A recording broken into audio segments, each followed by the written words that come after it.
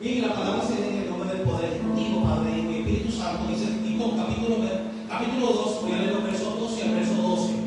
Solamente versos 2 y el 12. Dice la palabra, pero tú habla lo que está de acuerdo con la sana doctrina. Saltamos al verso 12 y dice, y nos enseña que renunciando a la impiedad y a los deseos mundanos, vivamos en este siglo sobria, justa y piadosamente.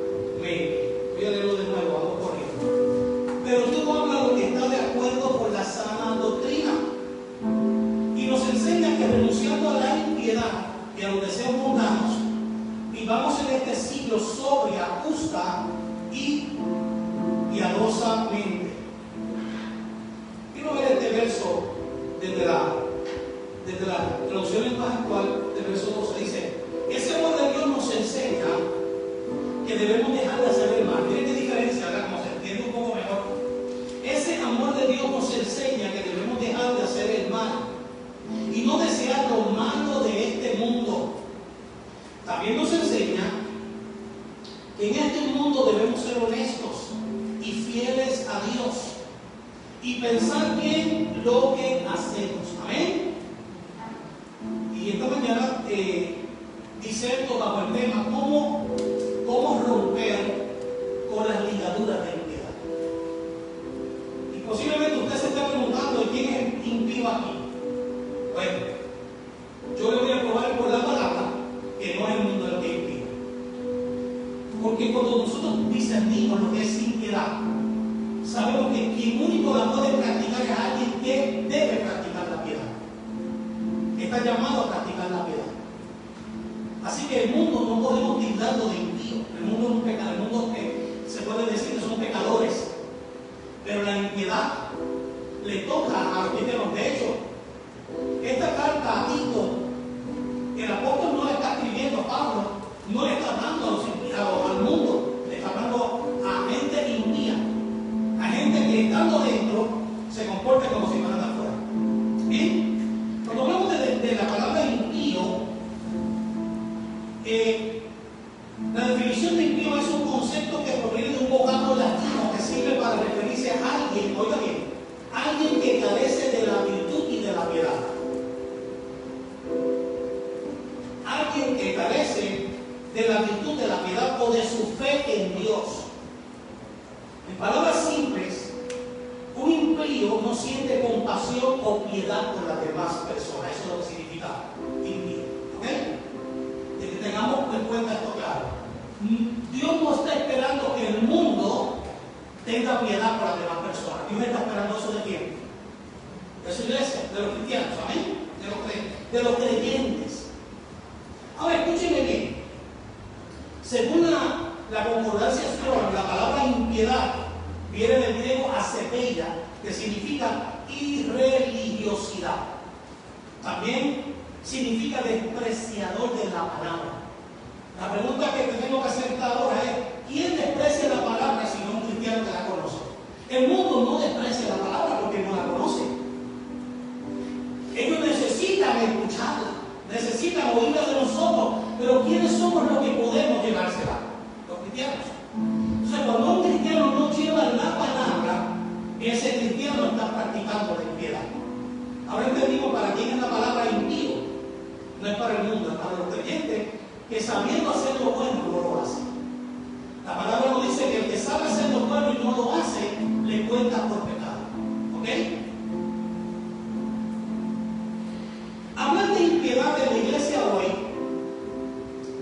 es tan común como cuando se mencionan las escrituras en el Antiguo y el Nuevo Testamento.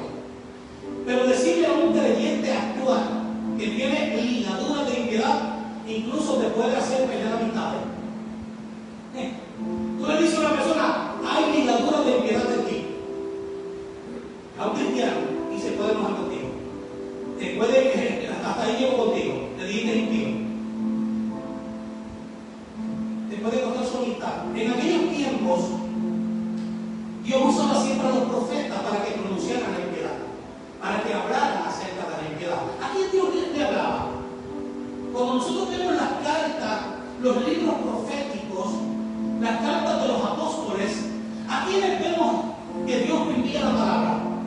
¿Sobre el mundo o sobre la iglesia? La mayoría, si vemos el Antiguo Testamento, siempre Dios le habló a su pueblo. Dios no le habló al mundo pecador. Dios le hablaba a su pueblo. ¿Y quién era el más que fallaba? El pueblo.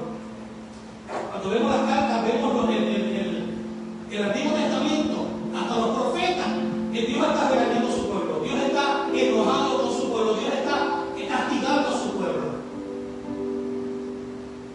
Porque vivían de una manera impía y lejos de Dios. Se comportaban como personas lejas que no tienen a Dios. Teniendo al bien del cielo, ellos vivían haciendo otras cosas. En un momento inclusive hicieron un becerro de oro. Teniendo un Dios, un Dios justo. Entonces Dios siempre usó a los profetas para denunciar la impiedad. Podemos buscar esta palabra en la Biblia, que encontraremos unos cuantos libros tanto del Antiguo como del Nuevo Testamento. Hoy, aunque igualmente Dios usa a sus profetas actuales, sigue denunciando esta prevaricación constantemente. Porque la impiedad es una forma de prevaricar. Es un tipo de pecado. Es una forma de no hacer aquello que sabemos que tenemos que hacer. Eso es lo que Dios nos está diciendo.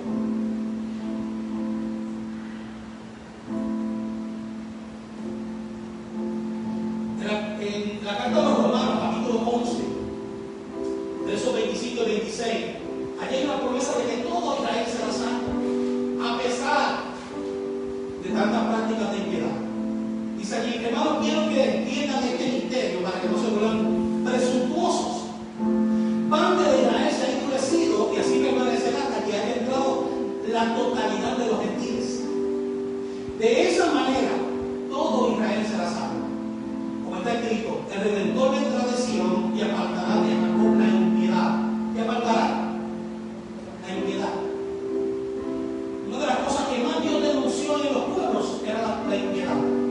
La falta de piedad.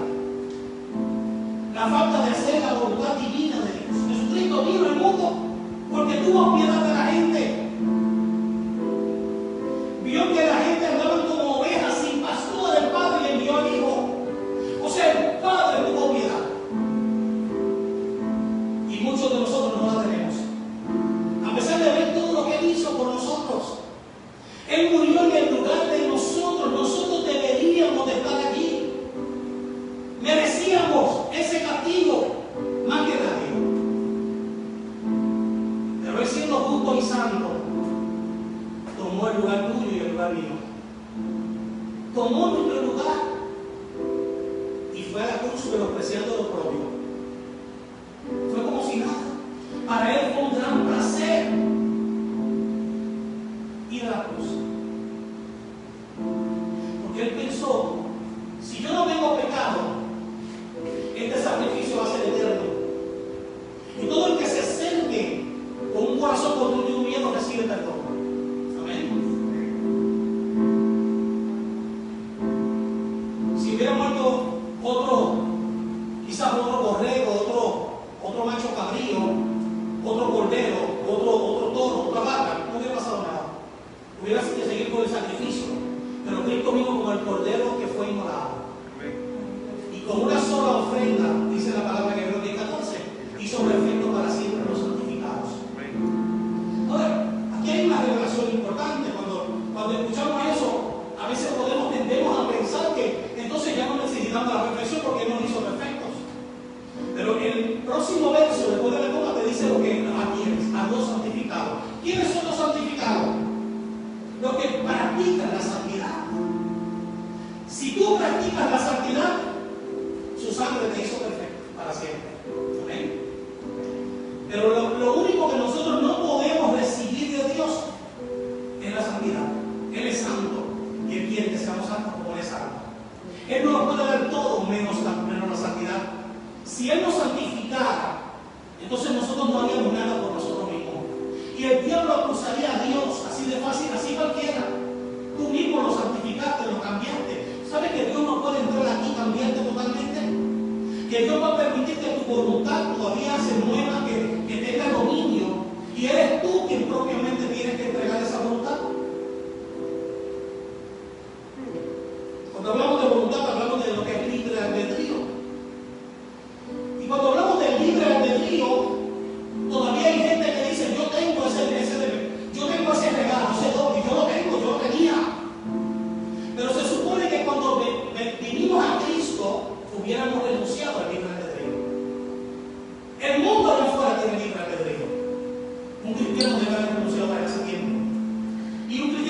pronunciar la palabra del apóstol Pablo: ya no vivo yo, mas Cristo vive en mí. Y lo que ahora vivo en la carne, yo lo vivo en la fe del Hijo de Dios. Ya no vivo yo. Y si no vivo yo, ¿quién no manda? Tampoco mando yo. Si no vivo yo, ¿quién no tiene el control? Tampoco lo tengo yo. Entonces, ¿quién lo tiene? ¿Cuántos han escuchado esta palabra? Dios tiene el control. Y nosotros los cristianos siempre estamos hablando, somos palabreros. Todo lo que oímos lo repetimos desde la perspectiva de lenguaje, sin discernir las palabras. Hermano, yo le he dicho muchas veces a esta iglesia: Dios no tiene el control de nada acabado. Aquí en la tierra de nada. Dios tiene el control de la vida que se le entregue. Dios tiene el control de la mía porque yo le entregué ese control. Pero Dios no tiene el control del mundo. Si tuviera el control del mundo, hubiera asesinato,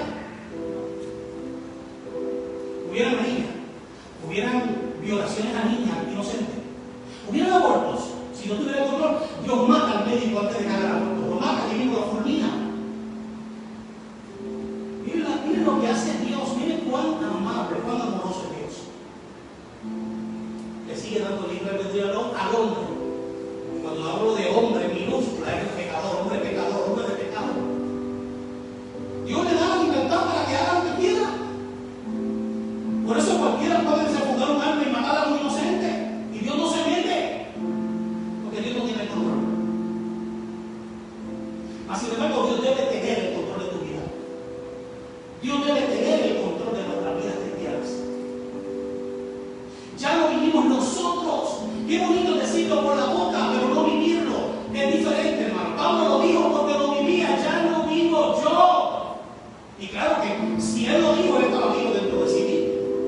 Pero estaba queriendo decir: ya no tengo la voluntad ya yo no soy el que tengo el dominio, ya yo no soy el que tengo el control. Ahora Cristo vive en mí. Lo que ahora vivo en la carne lo vivo en la fe del Hijo de Dios. Me muevo en esa fe. Me rijo por Él. Él domina mi vida. ¿Cómo lo hace? El Espíritu Santo nos guía. La Biblia lo dice. ¿Para quién fue enviado el Espíritu Santo si no fue para guiarnos? No para que se sienta a ver televisión con nosotros. Ahora, lo triste es ver cristianos que llevan años en el Evangelio y no tienen una intimidad con el Espíritu Santo, una relación íntima. Es por eso que vemos tantos cristianos llamando al Espíritu Santo que venga. Es por eso que vemos cantando canciones tan ridículas como Desciende.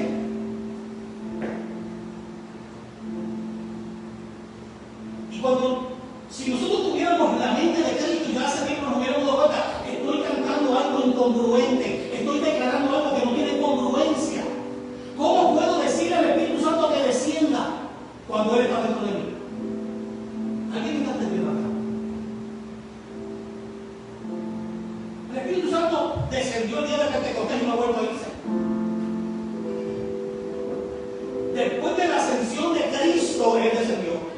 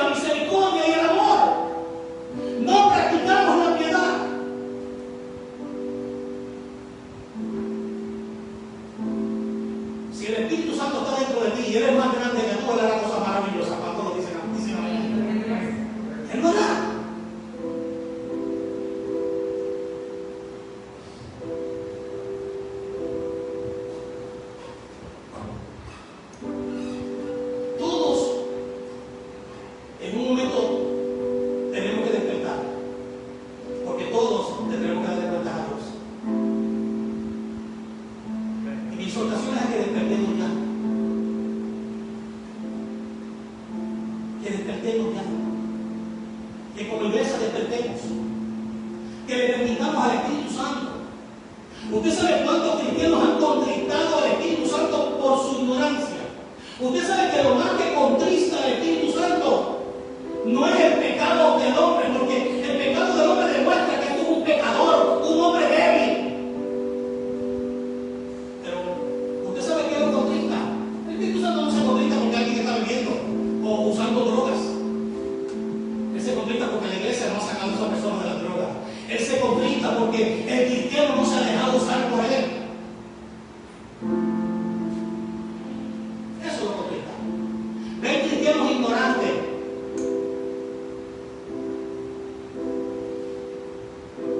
En una ocasión fuimos a una casa, era diácono, para echar fuera un demonio. Y yo no estaba enterado de todo lo que estaba pasando, pero uno de los diáconos que él sentía ser el líder, nos dijo, no podemos ir. Y yo le pregunté delante de los demás, ¿por qué?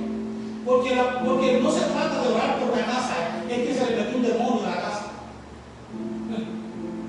Y yo dije, entonces es cuando más que debemos ir, ¿no? No, pero nosotros no nos preparamos, nosotros no ayudamos. Y yo no podía creer lo que yo estaba escuchando. Esta persona llevaba años comparado conmigo en el evangelio. Y estaba diciendo que para ir a esos foros de demonio había que prepararse. De hecho, si usted practica el pecado, usted ni siquiera lo intente, no se meta porque usted puede morir. Pero si usted es un hijo legítimo de Dios, usted no necesita nada de usted necesita todo de Dios.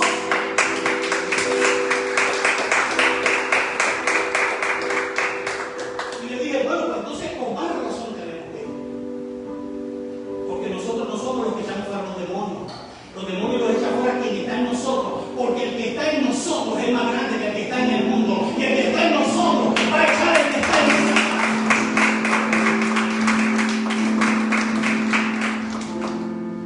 Hermano, lo más triste para Dios es que usted sepa que tiene el Espíritu Santo y usted lo maltrate, haciendo cosas, hablando mal, haciendo cosas feas o portándose como un carnal, cuando sabe que usted puede cambiar este mundo.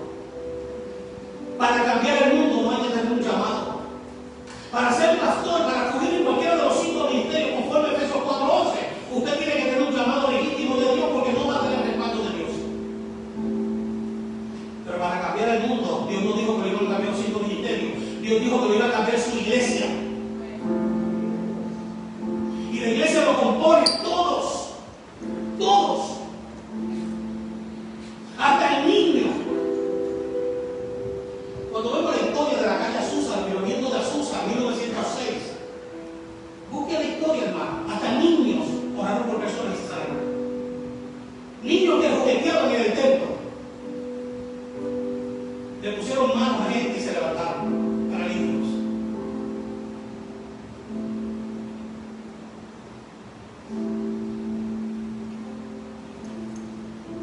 Yo con este mensaje quiero dejarles de claro la razón por la cual la impiedad es el denominador común en una iglesia. La impiedad. Usted nunca verá impiedad en otro lado si no en la iglesia. Usted quiere conocer gente impía, visite una iglesia. No vaya al mundo, aquí va a haber pecadores. Pero gente falta de piedad, donde lo único que usted lo consigue es en una congregación, en una iglesia. Gente que no le importa nada lo que le pase al mundo, al vecino. Gente que se postran y le piden a Dios para ellos, pero no le piden a Dios por los demás. Gente que no se permite dejarse usar por el Espíritu Santo. Yo me gozo cuando un hermano me dice, pastor, estuve en tal lugar y había una persona y el Espíritu puso en mí y fui a orar y esa persona comenzó a llorar y yo, qué bueno, te dejaste usar. Le diste la oportunidad al Espíritu Santo de hacer algo. Porque la mayoría de los cristianos lo tienen de adorno. Y es triste.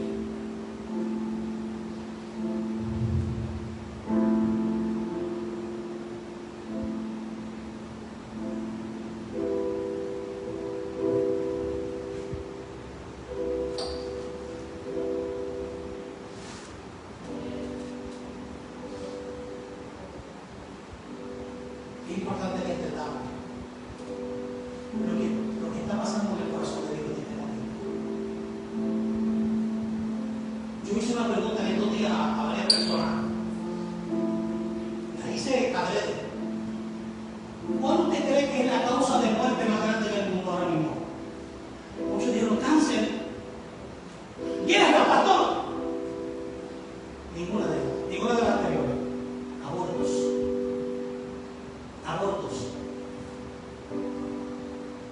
Se han abortado más niños que las personas que se han perdido en todas las guerras en el mundo. En 10 años, solamente en Estados Unidos de América se han abortado más niños que todas las personas que se perdieron en todas las guerras del mundo. Impresionante. Busque las estadísticas y se va a sorprender de la cantidad de abortos.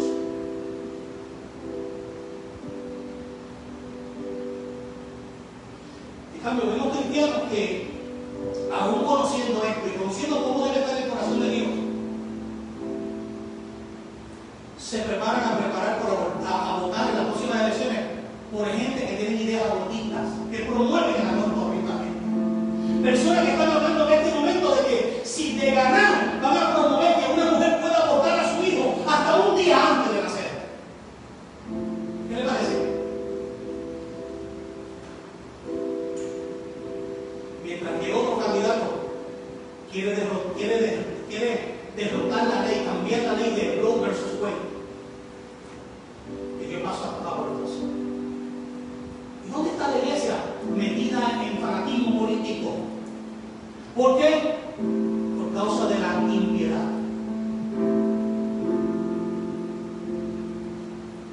Y no tienen temor a Dios, hermano. Para nada.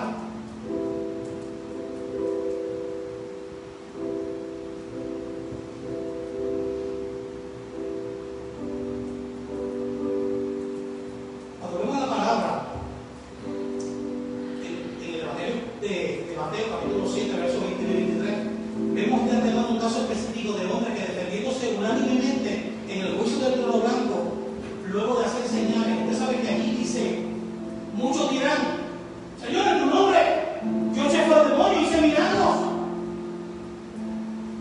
Y yo le diré, apártate de mí, hacedor de maldad, nunca te conocí.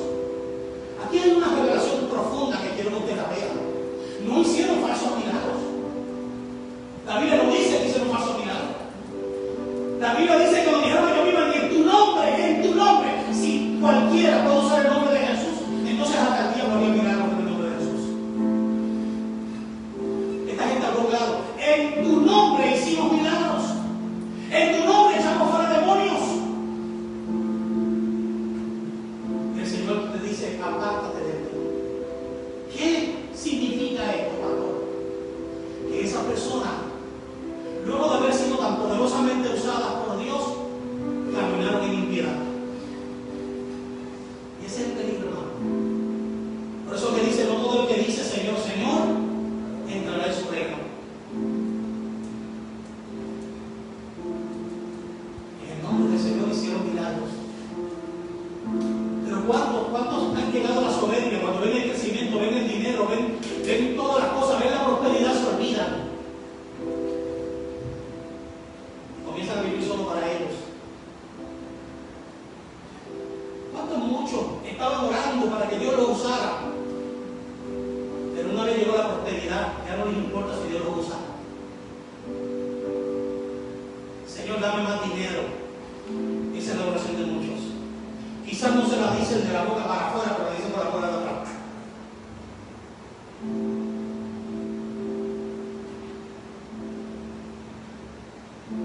Miren, vean conmigo este punto. Aunque cualquiera puede tener el don de sanidad, porque la sanidad es un don. No todo el mundo puede echar fuera del demonio. Y en un momento acusaron a Jesús de que él echaba fuera los demonios por Beelzebú. ¿Y qué es Beelzebú?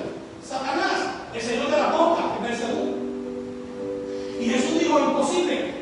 Si Satanás se echara fuera a sí mismo, se te autodestruía. Una casa dividida no puede prosperar, no puede levantarse. No hay manera de que Satanás pueda echar fuera el demonio.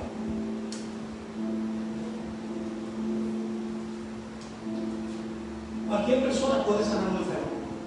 Porque si usted mira la primera carta de los Corintios, capítulo 12, usted ve allí que la sanidad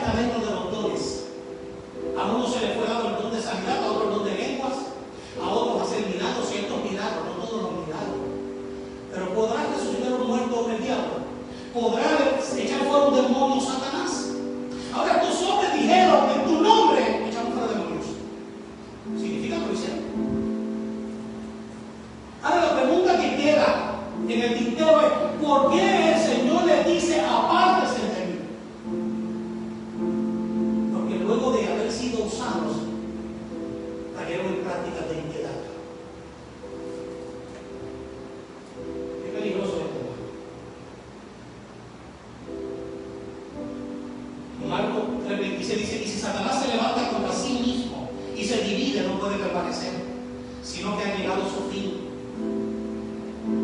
Ha llegado su fin. Estas son palabras de Jesús. Así que si estos hombres echaron fuera demonios, fue porque el Espíritu Santo se permitió usarlos. Lo usó. Pero ¿qué pasó luego? Comenzaron a enfriar su pasión por el Dios. Así hay muchos cristianos, hermanos, que los primeros días era un romance con Dios, enamorados de Dios. Ay, pastor, eso yo vivo enchulado de Dios. Así me han dicho gente. Yo vivo enamorado de Dios. Y yo le digo que mucho yo me gozo con tus palabras, pero muchos de ellos lo he visto un año después completamente cambiados, fríos, tibios, totalmente tibios. Porque nadie que fue caliente será frío jamás, yo. Por eso que el Señor en su palabra dice: por cuando fuiste tibio y no frío ni caliente, te vomitaré de mi boca. Frío es el que no conoce a Dios, caliente es el que está cerca de Dios, y tibio es el que estando caliente se apartó. Si usted respira un agua que estaba hirviendo, la retira del fuego, lo próximo que va a tener es que agua tibia. Hermano, Dios me está hablando.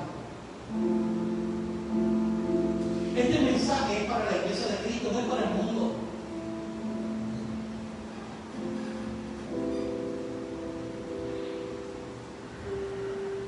¿Por qué suceden estas cosas? Porque la iglesia no ha conocido al Dios de la palabra. Le sirven al Dios de la palabra, levantan las manos para adorar al Dios de la palabra, cantan cánticos, pero no lo conocen. No conocen al Dios de la palabra.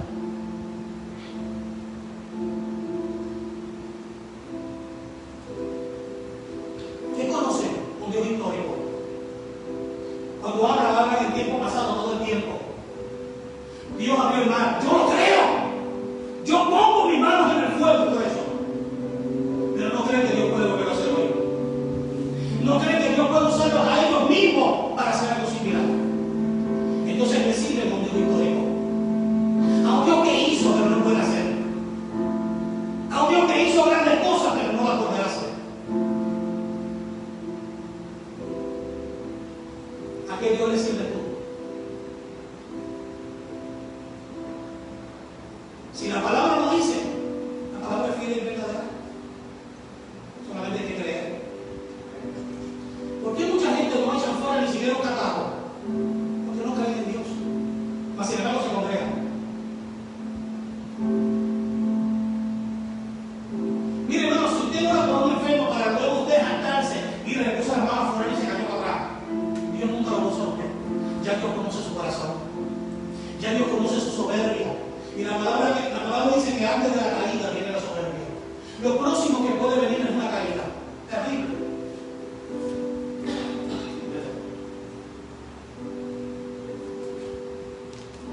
Y eso es terrible.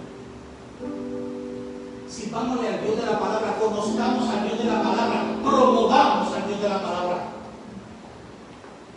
Al Dios de aquel hoy y siempre. Él no ha perdido su poder. La iglesia ha perdido el poder. Pero Dios no ha perdido su poder. ¿Por qué Dios no va a abrumar hoy? Porque no hay necesidad de hacerlo. Y la palabra dice: nadie se va a pararse a retornar a probarlo. Porque la palabra dice: al Señor tu Dios no tentarás. Claro que yo no puedo hacer cosas que el Espíritu no me guía a hacer. Pero claro que todavía Dios hace milagros, hermano. Claro que todavía Dios hace maravillas y portentos. Lo que pasa es que tú no te has puesto en el lugar para que Dios te use un día en una maravilla.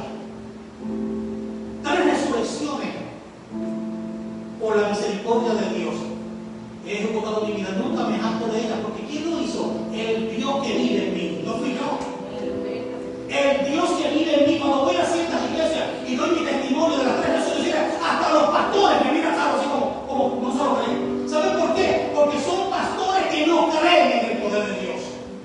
No sé cómo están pastoreando. Ellos creen que Dios hizo, pero no hará. Es triste para mí como pastor llegar al lugar y a dar mi testimonio y ver a la gente como pone la cara cuando yo digo resucité entre muertos. Mire la primera ahí. Tenía 1 año y medio, hoy tiene 20. Muerte súbita, muerte de cuna. Confirmado por médicos. Llegó resucitada, viva. Cuando le hicieron los EKG, salió la prueba.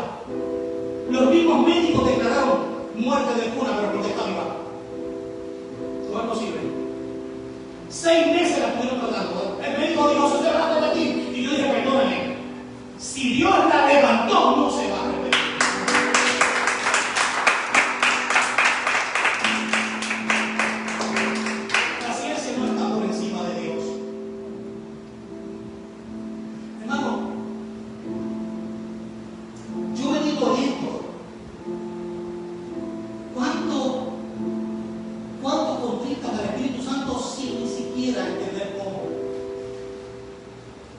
Simplemente por sus procrastinaciones, por sus prevaricaciones, por su dejadez. Alguien allá afuera necesita salvación. ¿Dónde está la iglesia que tiene a Cristo? Usted sabe que la iglesia ha caído en la rutina de cada vez que hay que salvar almas, según un evangelista. Los mismos pastores ya no tienen tiempo para orar, no se meten con Dios. Y el único fuego que ven en su iglesia es cuando ven un evangelista. Cuando necesitan fuego, ven un evangelista. Cuando el fuego de Dios está dentro de ellos. Está dentro de ellos, mueren ellos. Pero ni siquiera los saludan. ¿Usted sabe cuántos cristianos tienen experiencia con el Espíritu Santo solo cuando se congregan? Y cuando salen del templo se llevan el Espíritu Santo contristado dentro de ellos. Durante la semana ni los saludan. Son de los que dicen, Espíritu Santo, estás ahí, ven, ven. Y no saben que el Espíritu Santo está dentro de ellos. Cultive una relación con el Espíritu Santo, hermano. Déjese escuchar por él. Escuche su voz. Auscúltelo, búsquelo, pero no está tan lejos. Cuando yo no estoy empujando, orando, yo digo, ay bendito, ignorancia. El Señor dijo, volveos a mí, yo me volveré a vosotros. El Señor dijo su palabra, me buscarán y me hallarán porque me buscarán de todo su corazón. Búsquelo, lo van a ver. Santo no está aquí en la iglesia cuando usted llegó, ya estaba aquí, Él vino con usted, Él vino conmigo. Y cuando nosotros estamos congregados, provocamos lo que se llama una unción corporativa. Se supone que eso es lo que pasa. La mayoría de los que están ahí, cuando cae la oración, lo que quieren es una experiencia personal con Dios. Pero no están ahí gimiendo, Padre, que esta presencia que está aquí salga a la calle y toque al que pasa por la calle y lo haga entrar aquí para que sea salvo.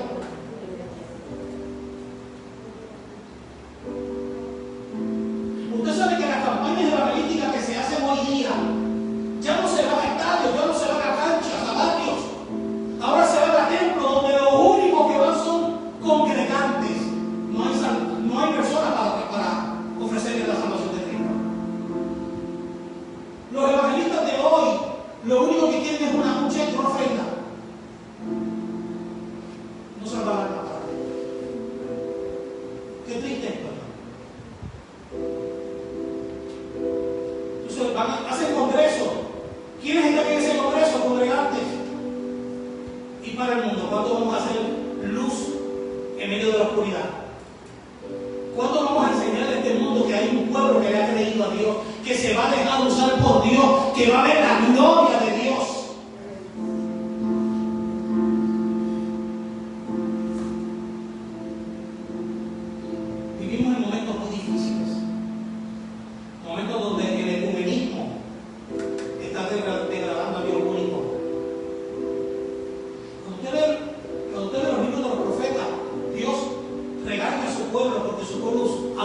Dios es Dios. Y dice, yo soy un Dios fuerte y celoso. Pero ¿sabe qué ostentan muchos creyentes hoy? Y cuando digo creyentes me refiero a los cristianos. Todas las religiones debieran unirse. Como si todo fuera el mismo Dios. O sea que vamos a poner al único Dios verdadero entre muchos dioses. Esto se llama politeísmo. ¿A quién ustedes creen? ¿A Mahoma? ¿A Buda? ¿A Confucio? ¿A Adán? ¿O usted le cree al Dios de los ejércitos? Al creador de los cielos y la tierra, al Padre y Señor de Jesucristo y del Espíritu Santo. A ese es que le creemos, ¿no? Entonces no podemos compartir con nadie lo que creemos, igual como Él no comparte su gloria con nadie. Yo no puedo poner a Dios entre un grupo de dioses. Yo no puedo creer en el ecumenismo. Yo tengo que amar a todos mis hermanos. Yo tengo que amar al mundo, porque Cristo igualmente lo amó, el Padre igualmente lo amó. Pero de ahí a que yo diga que yo voy a aceptar la creencia de otros, no jamás. Esos dioses no resucitan a los muertos.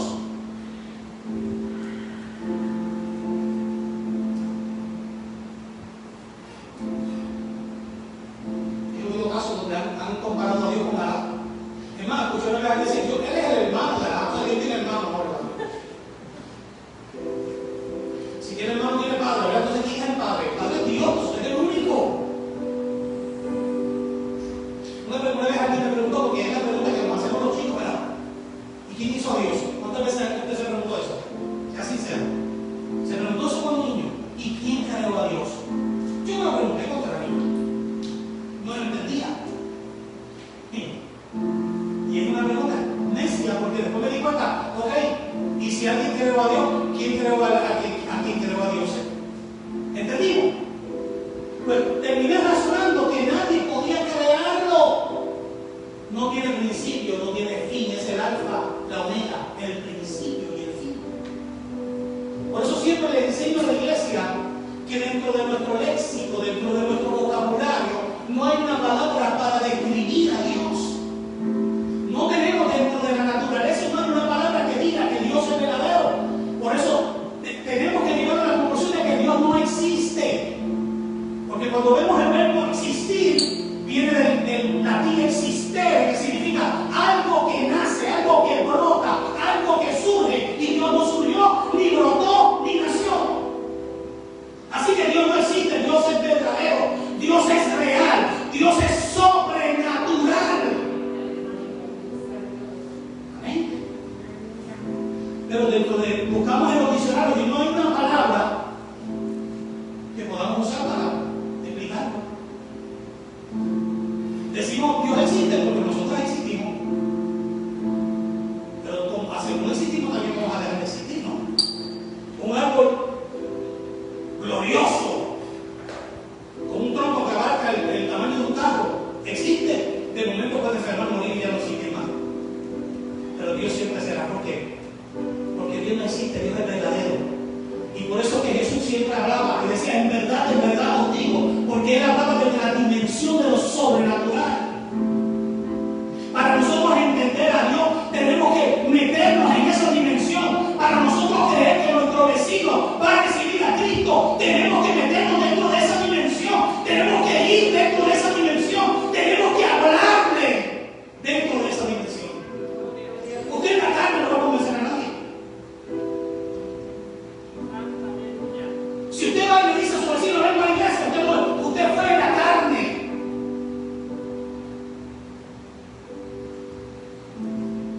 Déjese guiar por el Espíritu. Déjese usar por el Espíritu. No lo tenemos de adorno.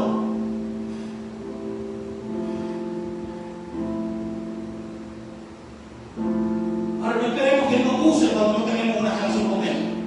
No espere que de la noche a la mañana Él nos use poderosamente si usted ni siquiera es su amigo. Hay cristianos que quieren que Dios los use, pero ni oran. No tienen una vida de oración. Oran la oración de la mañana, de la tarde, de la noche. Casi igual que los católicos.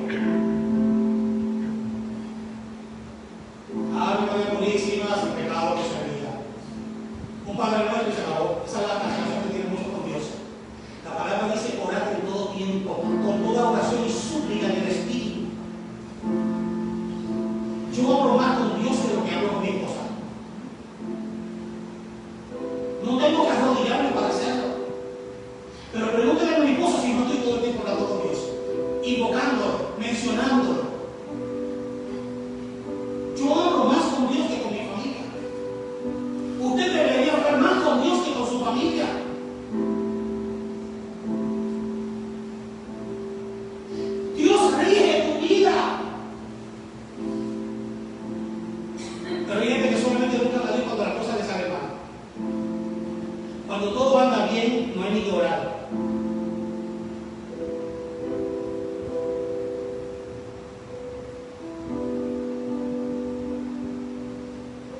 Por eso Wilkerson en su libro dijo: las bendiciones son el mayor de los peligros porque tienden a agotar nuestro sentido de dependencia de Dios. Hay gente que cuando le llega la bendición se echabó la dependencia de Dios, se fue, ya no necesitamos a Dios para nada. El cuerpo lo que me pide es playa, calle, chinchorreo. ¿Sabes cuántos cristianos están locos porque se acabe todo esto para ir a pasear? ¿Y cuántos ricos están locos porque se acabe todo esto para hacer una buena campaña evangelística, tomar un estadio?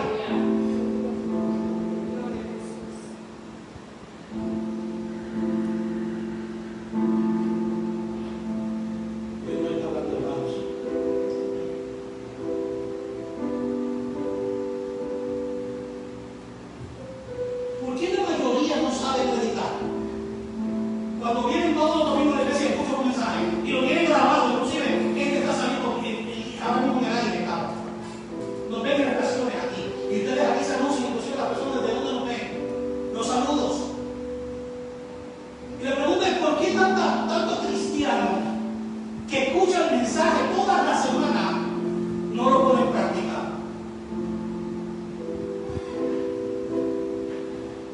¿Por qué no entienden que Dios te está hablando para esta semana? Y la semana que viene, el domingo, te va a hablar para la boca. O sea, cada mensaje es como un alimento que Dios te da para que lo comas, no para que lo vomites. Muchos practican anorexia espiritual, otros bulimia espiritual. De nada me sirve, creen que el mensaje es una parte. El pastor tiene que predicar porque eso es una rutina dentro de la iglesia. No, si te está dando cuenta, el pastor no está predicando, Dios te está hablando.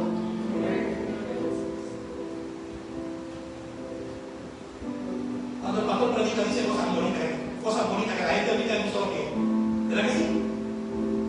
La gente, ¡amén! ¡Eres un campeón! ¡Saca el campeón que hay en ti!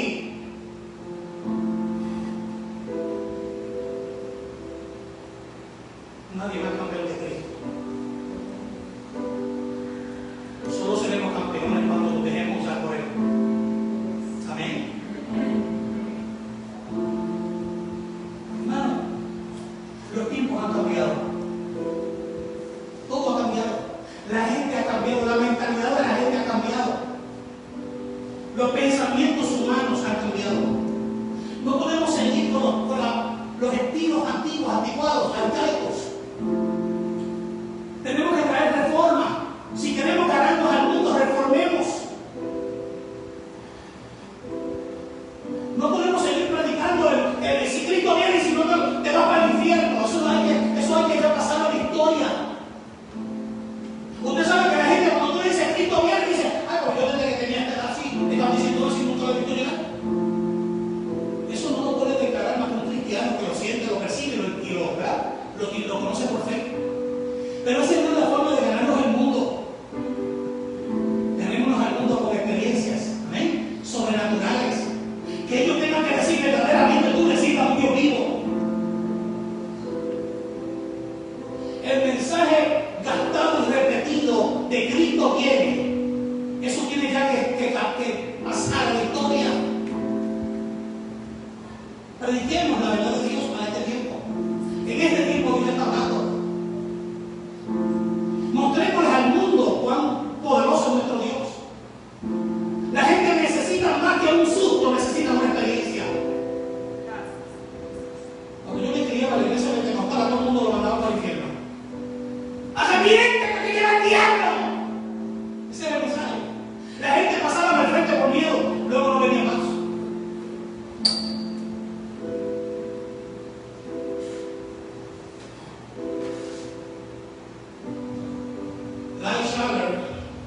En su libro Reformando el Protestantismo dijo y cito: yo no estoy proponiendo que cambiemos la sustancia del Evangelio. Lo que yo estoy proponiendo es que cambiemos radicalmente la manera en que empacamos y proclamamos la sustancia del Evangelio. Déjese guiar por el Espíritu hoy. No siga estilos antiguos. ¿Cómo le voy a hablar a mi vecino de Cristo? Tengo que hacerlo como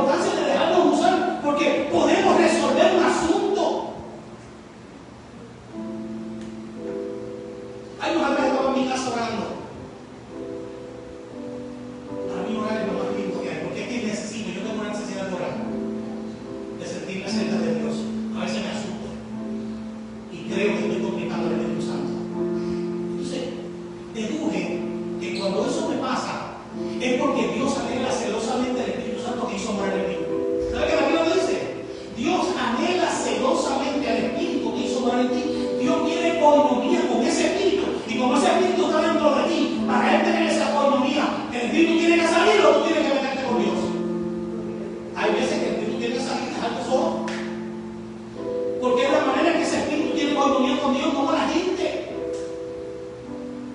Cuando tú sientes que tienes que orar, no es que el diablo te está diciendo, mira, pecador, ni ora.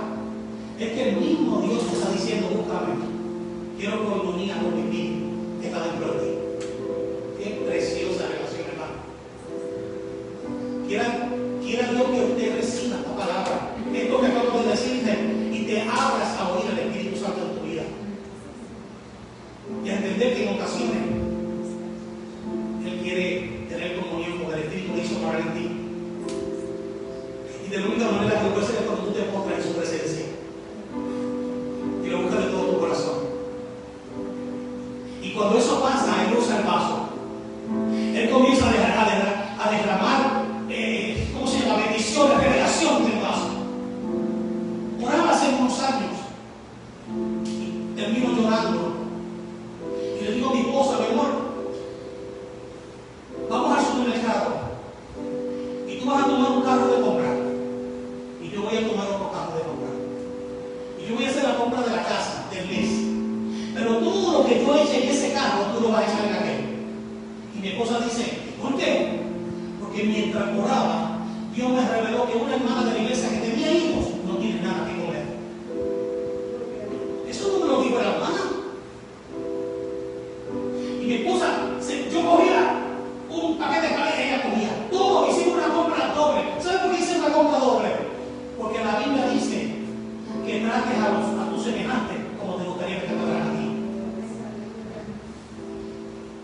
Y yo le iba a comprar rico y bueno para casa y a ver, varias porquerías aquí a la hermana. Yo le creí más a Dios. Hice dos compras dobles. Y aparecí con la compra en la casa. Recuerdo que esta hermana tenía dos niños de edades de 5 o 6 años. Una parejita. Y cuando llegamos a la casa no estaba. Y nos preocupó, veníamos con carnes y todo.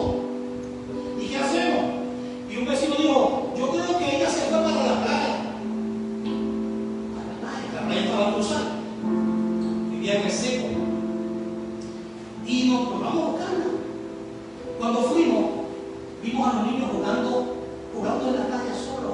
No había más que 3 personas allí. Los 2 niños de ella jugando en la playa. Usted sabe que los niños cuando tienen hambre, usted debe jugar y se entretienen y se olvida del hambre, ¿verdad? Eso hizo ese hermano. Mientras ella estaba sentada llorando y orándole a Dios, la vimos, allí estaba clamándole a Dios. Los niños jugando allá, ajenos a la situación económica de la casa. Pero ella estaba quebrantada en llanto allí. Abre, suple, Dios mío, abre los cielos. Y aquello si yo lloré cuando desperté, cuando aquel día recibí que no tenía algo, más lloré cuando vi que todo era como Dios me lo había mostrado. Y le llamamos, ¿y qué ustedes hacen aquí? Nada, el Espíritu Santo nos dio traer una compra. Y ella comenzó bajo la cabeza y dice, pero ¿cómo es posible? Sí, Dios me reveló y se lo dije anoche a mi esposa. Mañana temprano vamos al supermercado, yo voy a coger un carro y tú vas a coger lo que yo le dije en eso, tú lo vas a echar. Y me dice, vale, ¿cómo sabes cómo Dios te acaba de usar? ¿Tú sabes por qué los nenes están ahí en la playa? Porque si yo los entretengo, porque no tengo nada que darme. No tengo nada que darme. ¿Sabes cuántas necesidades puede tener tu vecino? ¿Sabes cuántas veces puede haberse acostado sin comer y no atreverse a pedirte ni un vaso de agua? Porque dice, si es cristiano y nunca me ha hablado de Cristo, ¿cómo le voy a pedir un vaso de agua?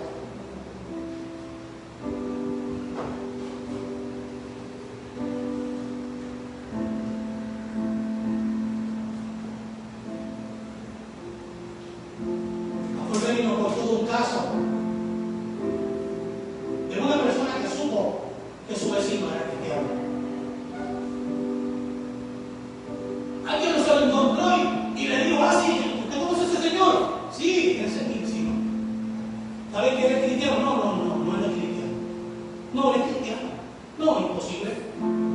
Le digo a otra persona, imposible que sea cristiano. ¿Pero por qué tú dices eso? Porque yo lo conozco, vive al lado de mi casa. ¿Pero por qué tú dices que no es cristiano? Bueno, yo lo veo salir todos los domingos. Pero yo no puedo imaginar que sea cristiano. Porque si siempre la Biblia es cristiano, ¿por qué nunca me ha hablado de Cristo? Llevamos 5 años como vecino, porque nunca me ha hablado de Cristo. Ese es el caso de la impiedad de la iglesia hoy. Las iglesias están vacías, no por un castigo de Dios, ni por una tentación del diablo, ni por un ataque del infierno. Así lo despachamos rápido el asunto. Todo se lo atribuimos al diablo. Cuando la palabra dice que el diablo fue vencido por Cristo, las iglesias están como están, porque los cristianos que comen no comparten lo que comen. Y solamente piden para ellos. Por eso vemos personas pidiéndole casa, carro, novios, novias, a veces esposos, esposas, y siguen años solos. Porque Dios dice, para lo único que tú te acercas a mí es para pedir para ti. Pero mira, ¿sabes cómo está tu vecino ahora mismo? ¿Sabes si tienes que comer? De la única manera que vas a entender esto, hermano, es teniendo una intimidad con Dios.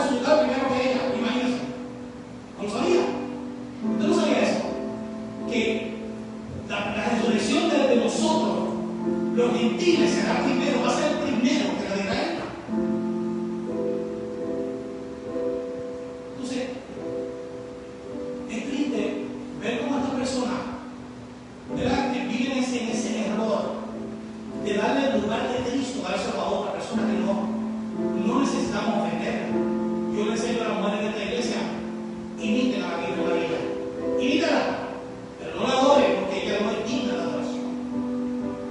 La palabra dice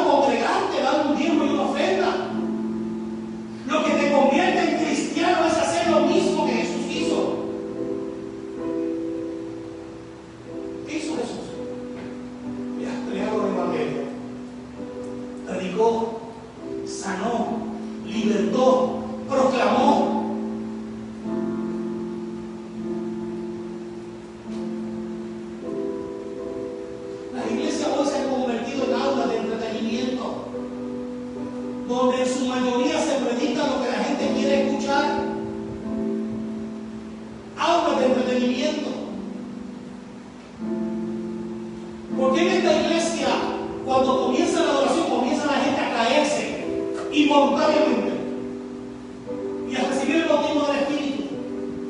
Porque aquí les hemos enseñado que el premio que le da un cristiano a Dios es la adoración.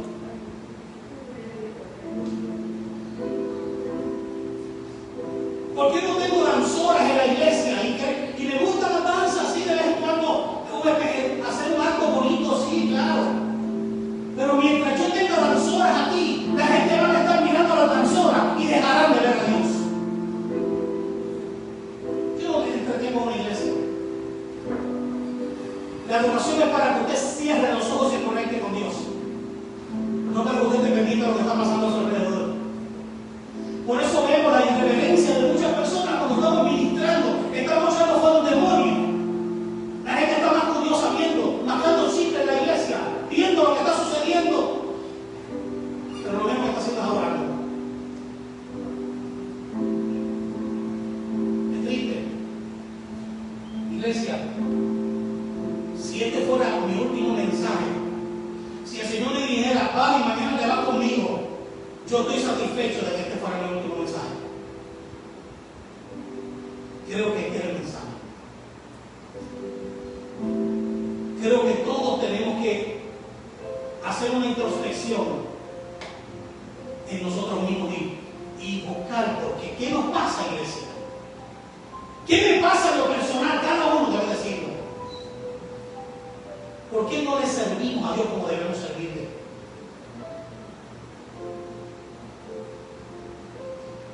Como les digo ahorita, muchos hacen la transición de la iglesia, inclusive hacen la transición del culto, pero nunca hacen la transición del Dios, de la adoración. Muchos vienen desde la misma perspectiva como cuando se congregaban en la iglesia católica. Es lo mismo, no hacen nada nuevo para Dios.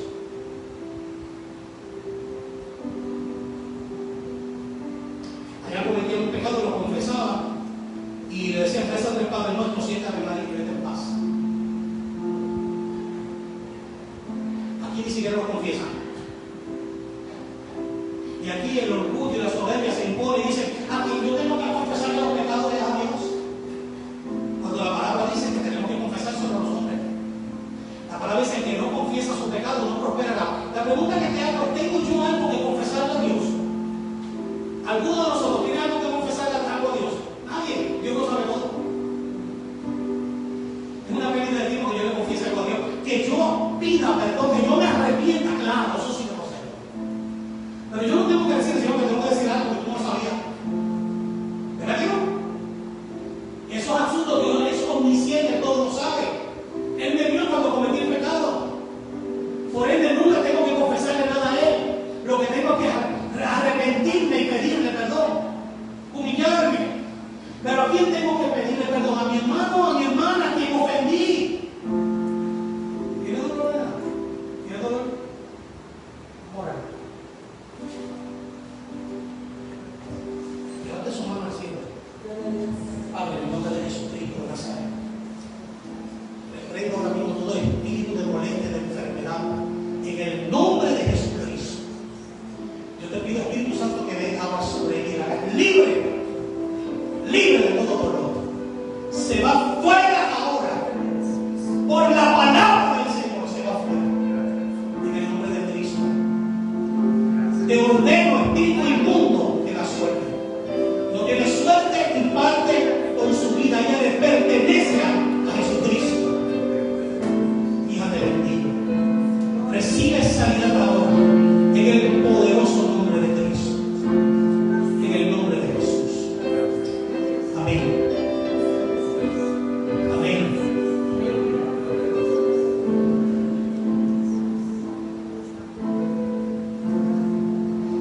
Gracias, Jesús. Aleluya.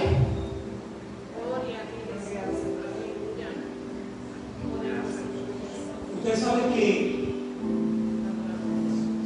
yo no puedo tener la fe de la palabra.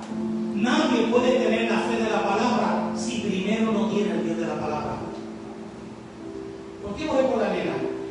Porque tengo el bien de la palabra. Está conmigo. Él no me usa un día sí, un día no. Él me usa siempre que yo le crea. Si usted se encuentra en una condición de que usted dice, ay, ya no me siento con la fuerza espiritual que tenía, hermano, usted necesita una vida más fuerte de oración.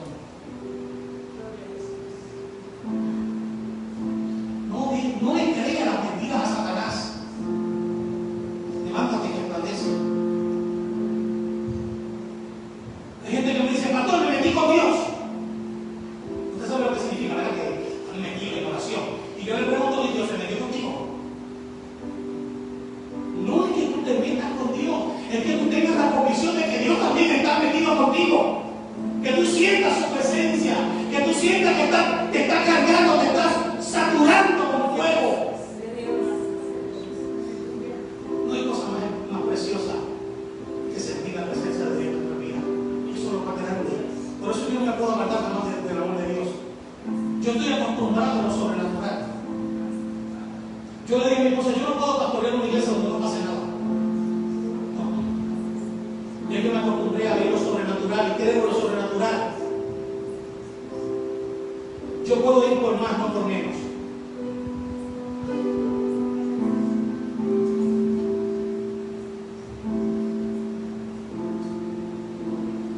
Yo creo que estos tiempos de buscar de Dios como nunca, hermano. Yo creo que Dios propició esta pandemia para que nosotros tengamos tiempo para orar. ¿Cuál es la excusa antes? Estoy muy cargado, mucho trabajo. Ahora estamos en cuarentena. ¿Y dónde está la excusa ahora? ¿Dónde está? Ahora tenemos tiempo y yo siento que Dios me dijo a mí, y se lo compartí hace poco a la iglesia, yo no traje esta pandemia, pero he permitido que pase para prepararla a ustedes. Porque muchos de mis hijos van a salir saturados de mi gloria cuando pase todo esto y van a cambiar el mundo, van a transformar el mundo.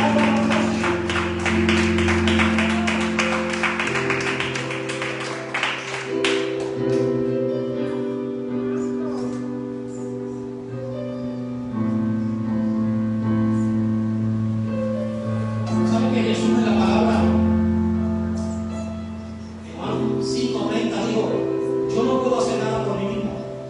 Óigame bien, ni siquiera Jesús. Jesús tenía que depender totalmente de Dios y del Espíritu Santo. Yo. ¿Cuánto más su iglesia? Y vemos a Cristo, hermano. Mire, Cristo es el modelo a nosotros seguir. Siendo Dios murió en una cruz, terminó su vida, pero probó más allá de dudas razonables que era hijo de Dios del mío. No hay nada diferente de los hijos de Dios de ahora. No hay nada distinto, mi hermano. Es el mismo Dios, es el mismo Espíritu Santo. El mismo que estuvo sobre Jesús. Jesús dijo, el Espíritu Santo me está sobre mí por cuanto me ha ungido Dios. Igualmente usted puede creer y declararlo. Jesús dijo, yo no hago nada por mi propia cuenta. Él no hacía nada por sí. El mismo Espíritu Santo dijo, Él no hablará de su propia cuenta, sino que tomará de lo mío y lo hará saber. Necesitamos, Señor, hermanos, necesitamos al Señor, necesitamos la Trinidad, necesitamos a Dios más que nunca. No podemos conformarnos con visitar una iglesia con mi hermano y ofrendar. Eso no te convierte en un buen cristiano. Necesitamos enseñarle a este mundo que Dios es real, que el Dios de la palabra no es una leyenda, no es una historia, es un Dios vivo, el Dios que detuvo el sol, el Dios que abrió el mar, el Dios que detuvo el río Jordán, el Dios que hizo que de una piedra brotara agua, el Dios que hizo bajar fuego del cielo. Ese es el Dios que nosotros le servimos, no hay nada diferente.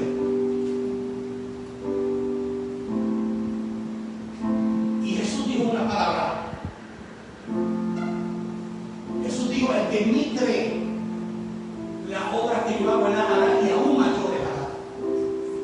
Yo le enseñé a la iglesia algo importante.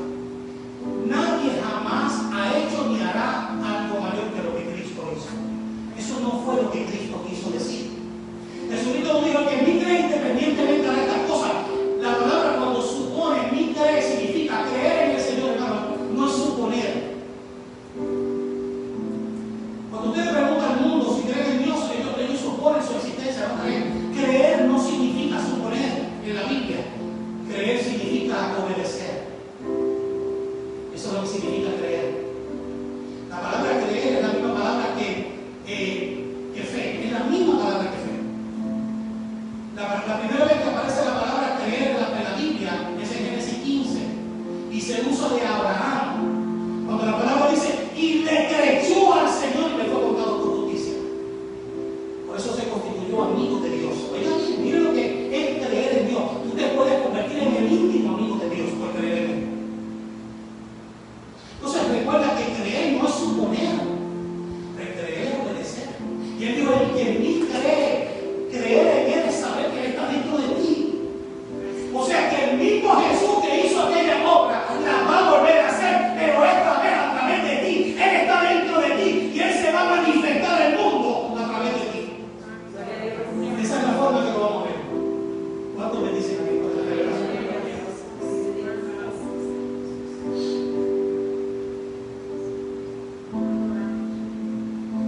Usted sabe que la relación con Dios tiene que ser más íntima de lo que usted ha pensado. ¿Cuánto tiempo llevas orando por algo y no ve? Posiblemente no sepas orar. El Señor dijo, ustedes oran y no reciben porque no saben cómo quieren. Miren para deleites. Usted sabe que hay un proceso de reciprocidad en el cielo. Jesús tiene unos misterios, tiene una revelación. Jesús dijo, yo le voy a enviar a ustedes el Espíritu Santo. Si yo no me voy, Él no puede estar con ustedes, no se los puede enviar. Pero cuando Él venga, Él lo va a guiar a ustedes a toda verdad. Y Él no va a hablar de su propia cuenta, sino que tomará de lo mío y os hará saber a ustedes. O sea, ¿qué quiere decir? Que mi vida se rige por lo que Cristo dice de mí. Ay, ¿alguien entendió acá? Todos los días Jesús habla de ti. Cuando tú oras, a veces no sabes cómo orar. En Romanos 8:24 dice la palabra, 8:26. Y de igual manera el Espíritu nos ayuda en nuestra debilidad, porque hemos de pedir como conviene, no lo sabemos, mas Él intercede por nosotros con gemidos indecibles. Ahora escuchen, hay momentos en que Él hace esto. Él tiene que orar por ti porque tú no sabes lo que estás orando, tú estás en playa pájaro, pidiéndole carro, casa, licuadora y cafetera. Pero va a llegar un momento en que Él te va a guiar. ¿Cómo lo va a hacer? Se va a cumplir lo que Jesús dijo. Mire cómo funciona esto. El Espíritu Santo va y toma de Jesús y nos hace saber lo que hemos de pedir, lo que hemos de saber, lo que necesitamos saber. Inclusive para usted orar, usted tiene que ser dirigido por Dios. Usted no le puede pedir algo a Dios que Dios no quiere darle. Hay gente pidiendo $1 millón de dólares. Dios no quiere darle ni un dólar. Eso no es lo más importante en este momento, quizás para ti. Tú puedes tener una necesidad económica, pero Dios dice, yo tengo muchas formas de proveer esa necesidad. Tú no necesitas dinero, tú me necesitas a mí, dice Dios. Ahora mire cómo funciona esto. Usted se arrodilla y usted comienza a dejarse guiar por el Espíritu Santo. Y el Espíritu Santo comienza a hablarte al oído lo que el Padre quiere que tú le pidas. ¿Y cómo el Espíritu Santo sabe esto? Porque el Espíritu Santo fue lo de Jesús y tomó de Jesús. Y Jesús le dijo, dile a Bari que el Padre quiere dar esto, que ore, guíalo a orar esa oración. Y cuando yo oro la oración que el Padre quiere, mire cómo Jesús dijo, el que en mí cree hará las obras que yo hago y aún mayores, porque yo voy al Padre. Oiga bien, ¿y dónde está sentado Jesús? A la diestra del Padre, ¿verdad? Entonces cuando tú oras correctamente la oración que te guió el Espíritu a hacer, Jesús la vio del cielo, el Padre la vio, y Jesús va al Padre y le dice, Padre, te está pidiendo lo que tú quieres darle. Y lo está pidiendo en mi nombre. Por eso Él también dijo, todo lo que pidan, pídalo en mi nombre y le será dado.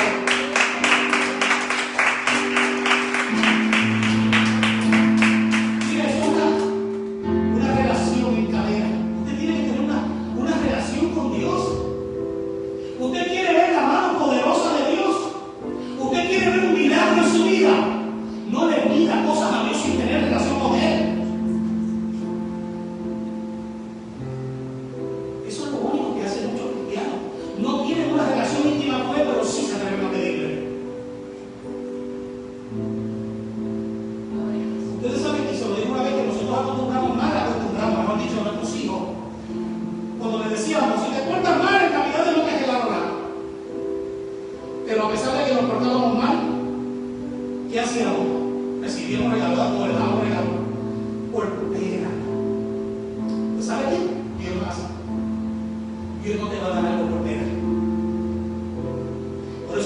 visto inclusive ministros con enfermos en las camas postrados.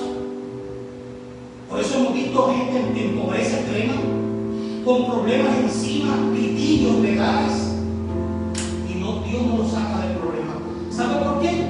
Porque ellos quieren que Dios los saque del problema, pero no quieren una relación con Dios. Yo no puedo esperar nada de Él si Él no me quiere a mí.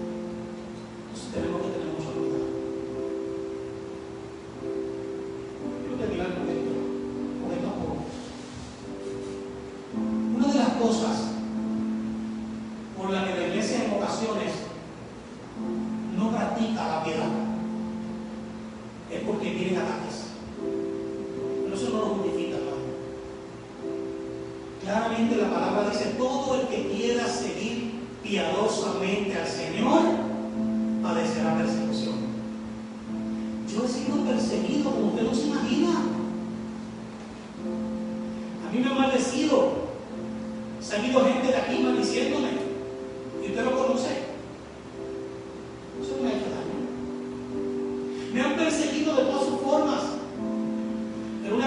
me persigan y una cosa es que me dominen. Que Dios está conmigo como poderoso gigante. Cuando queremos seguir piadosamente al Señor, padeceremos persecución. Pero eso no debe ser una excusa para no practicar la piedad. Hay pastores que cada vez me dijo un hermano, es que no hago más que venir a la iglesia y comienza el diablo a hacerme la vida de cuadrito. Y yo le dije, bienvenido al club.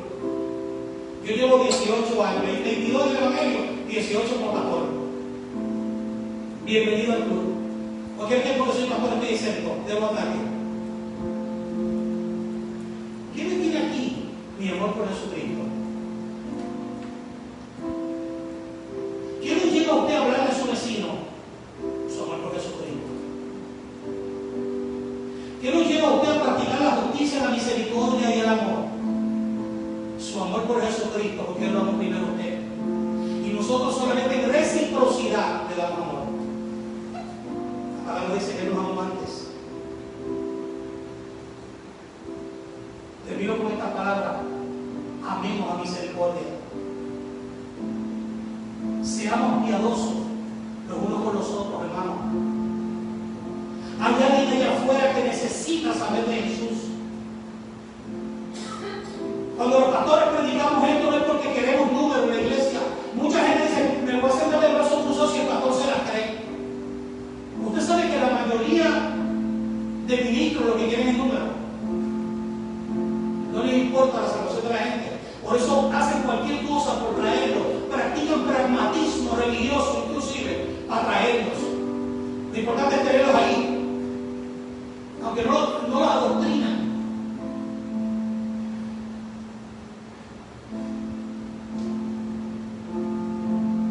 Alguien allá afuera necesita saber que Jesús le sigue amando a pesar de sus errores.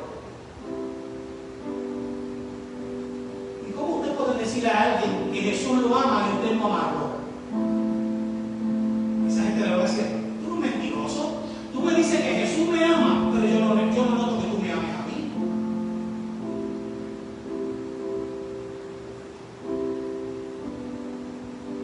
¿Usted sabe cómo usted le puede decir a alguien que Jesús lo ama?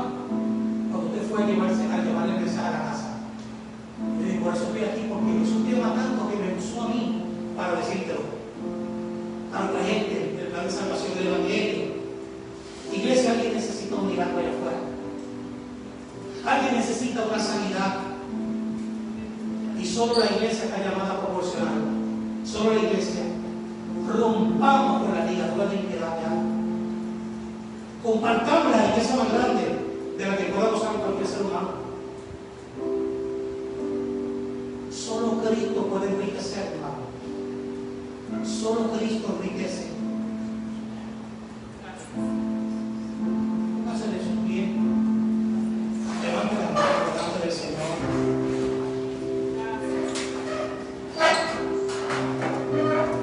Y en este momento haga un acto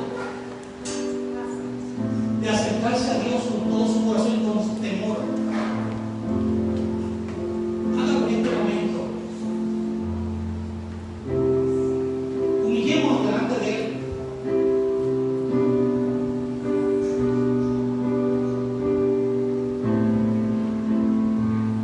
Padre, estamos delante de ti para pedirte perdón. Reconocemos que hemos pecado. Hemos insistido en acoplar tus palabras solo a nuestros deseos pecaminosos. Hemos vivido una vida sin compromiso, una vida en enojo, en disensiones, en pleitos. Hemos practicado la impiedad. Hemos estado